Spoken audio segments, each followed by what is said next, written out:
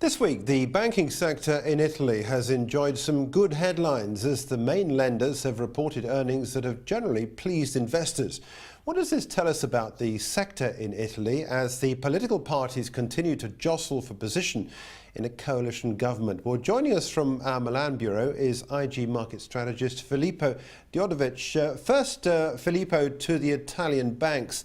What have this week's earnings told us about the health of the Italian banking sector?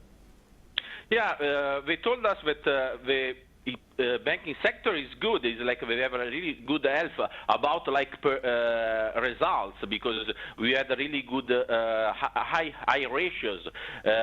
We saw very good increasing earnings.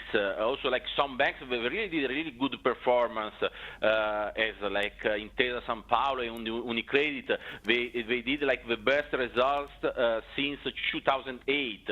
So that was very good. But if we see the performance in the stock exchange in Piazza Affari, we saw that there were some problems. But it's going to be really a tough year for the banking sector. So very good results, but right now the performance in the stock exchange is not so good. Yes, and of course a big issue for the banks in Italy is the 270 billion euros worth of non-performing loans. And reports this week suggest that the Italian Treasury is seeking European regulatory approval for a 6-month extension of its state guarantee program for banks' bad loans. How are banks dealing with these non-performing loans on the balance sheet? Yeah, we have to say that some banks, the one that we said before, Intesa Sanpaolo and Unicredit, they are doing a really strong effort to about selling non-performing loans packages. We believe that the 270 billion of euros are gonna decrease a lot during this year. We'll probably get the target of 130 billion of non-performing loans. But yeah, it's probable that we're gonna ask for a 6-month extension because we have some banks that have really big problems, like Banca Carige or Banca MPS. They have really big problems in dealing the non-performing loans. So for that, when we advise about banks, we prefer to do a stock picking. So some banks are doing a really great job. Other banks, they have a lot of work to do.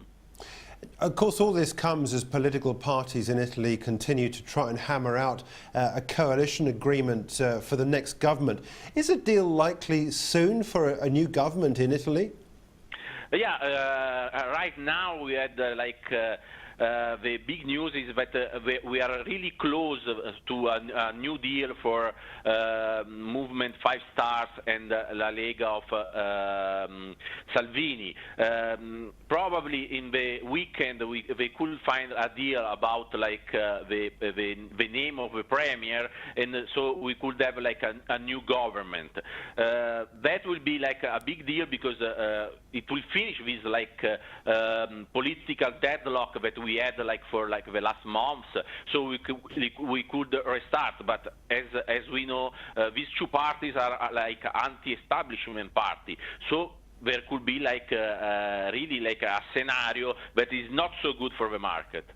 Okay, and so how will a new government, when these discussions end, if they do end in a new government, how will a new government deal with the banks? Because clearly, as I've said, the banks are reliant on European money, and if this is an anti-establishment government that comes about, it's going to mean it's very difficult with the relationship with the EU.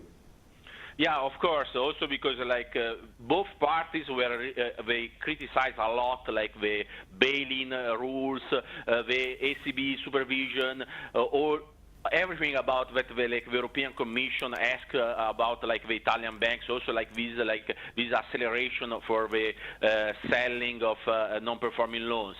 So they could put some obstacles in the process, and we could have a lot of problems.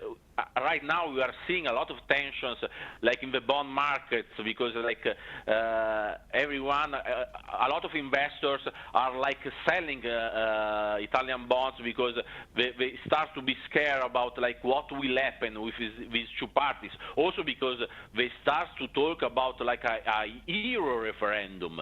So this could be like a big problem also for Italian banks, that they have a lot of challenge this year. Also like the ECB stress test, also about like the ECB supervision. So it's going to be like a tough year.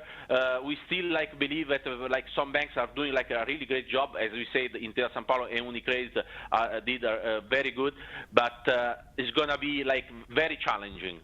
Okay, Filippo, we'll leave it there, but thanks indeed for joining us there from Milan Bureau. That's Filippo Diorovic, he's the IG market strategist. Subscribe to IG for educational content, company insight, financial analysis and expert commentary.